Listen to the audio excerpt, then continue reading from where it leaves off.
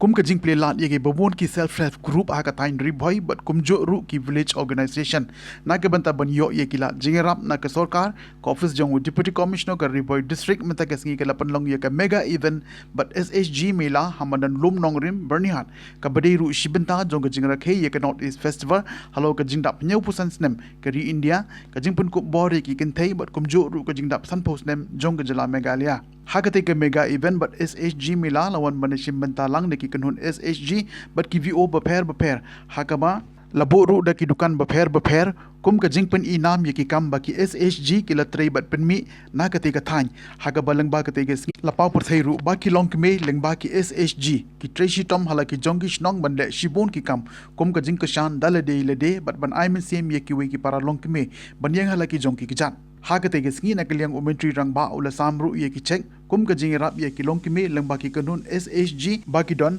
hakate ke singi la yo ru ban mang pisa kumba South Kendai lak and ripo hajar na ka menta ka village organization but saulak saupo hajar na ka menta ki producer group kum ka jingerap but jing ka shan ye ki long ki me hakari boy district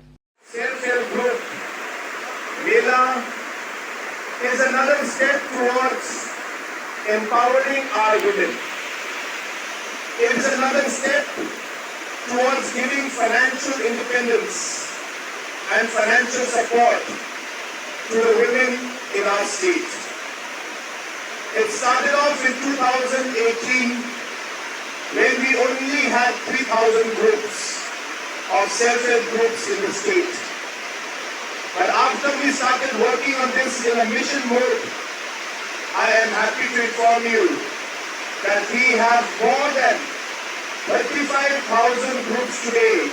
in a matter of 3.5 years that have been formed in the state of Meghalaya, and over 200 crores in terms of different funding patterns, different banking support has today been given to the women of our state and the different self-help groups that are there.